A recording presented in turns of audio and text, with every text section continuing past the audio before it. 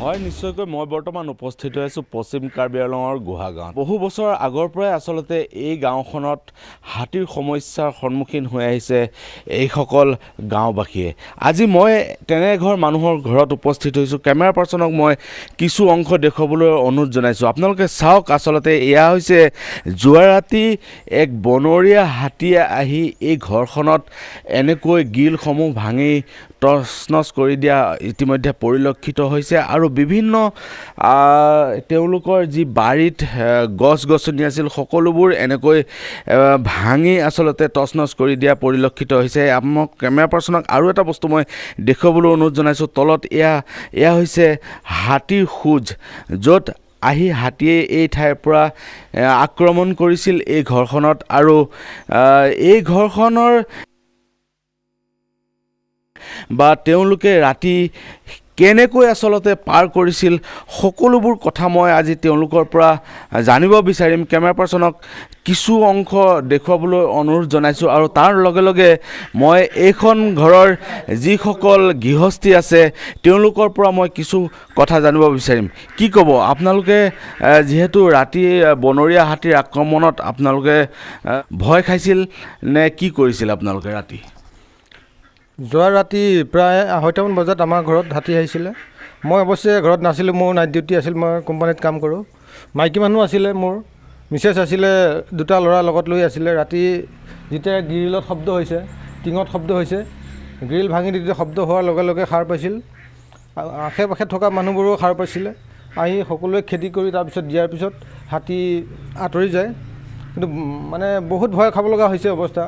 মানে 2টা ল'ৰা লৈ পেলাই ৰাতি মাইকী মানুহ অকলে ঘৰত আছে, বহুত ভয় লাগে। আপোনালোকৰ ঠাইখিনিৰ নাম কি? গোহা গাঁও, পশ্চিম কাৰ্বি আংলং গোহা গাঁও পৰে। আপোনাৰ নাম কি? মোৰ নাম দুলন নাথ। এনেকৈ আগতো হৈছে নেকি আপোনালোকৰ? প্ৰতি বছৰে আহে বুলিব পাৰি। আমাৰ ঘৰত প্ৰায় মানে প্ৰতি বছৰে আহি ক্ষতি কৰি আছে। ঘৰত সিফালে খিৰিকী ভাঙিছে, ৱাল ভাঙিছে আৰু এইবাৰতো গ্ৰিল ভাঙিলে।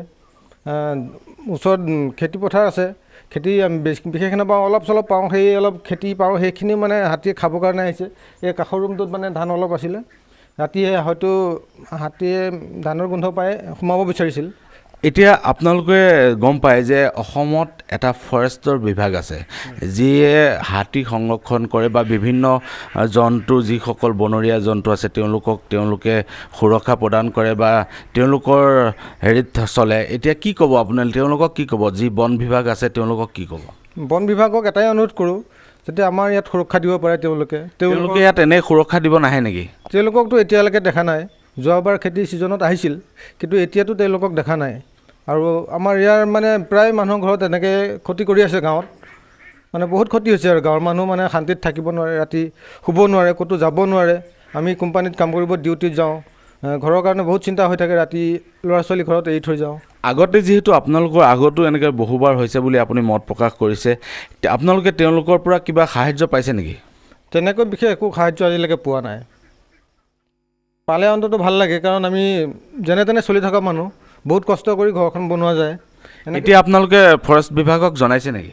নাই, বিশেষ এতিয়ালৈকে জনোৱা নাই। আজি ৰাতিপুৱা হৈ উঠিছে, মই ডিউটিৰ পৰা অলপ আগতে আহি পাইছোঁ, এতিয়ালৈকে জনোৱা হোৱা নাই। হয় নিশ্চয়কৈ, আচলতে এইসকল যি গাঁৱৰ দুখীয়া পৰিয়াল, তেওঁলোকে আচলতে এই বনৰীয়া হাতীৰ আক্ৰমণত আজি নহয়, প্ৰায় তেওঁলোকে বহু বছৰ আগৰ পৰাই ইয়াত এনেকৈ কষ্টৰ সন্মুখীন হৈ আছে। কিন্তু অসম চৰকাৰৰ যি এটা ব্যাগুম বন বিভাগ আছে, আচলতে তেওঁলোকে এনেকৈ সদায় শুই থাকিব নেকি? এইসকল সাধাৰণ জনতাৰ দুখ তেওঁলোকে কেতিয়া আচলতে তেওঁলোকক সঁহাৰি জনাব, সেয়া এক প্ৰশ্ন সৃষ্টি হৈছে। আচলতে এই ধৰণৰ যি এক ব্যাগুম বন বিভাগ আছে, তেওঁলোকে এই ধৰণৰ যি সমস্যাৰ সন্মুখীন হৈ আছে এইসকল দুখীয়া পৰিয়ালে, এওঁলোকক সাহাৰ্য প্ৰদান কৰিব নে নাই, সেয়া হ'ব অনাগত দিনত এক লক্ষণীয় বিষয়। কেমেৰা পাৰ্চনৰ লগত মই প্ৰাঞ্জল প্ৰতিম নাথ, ND24।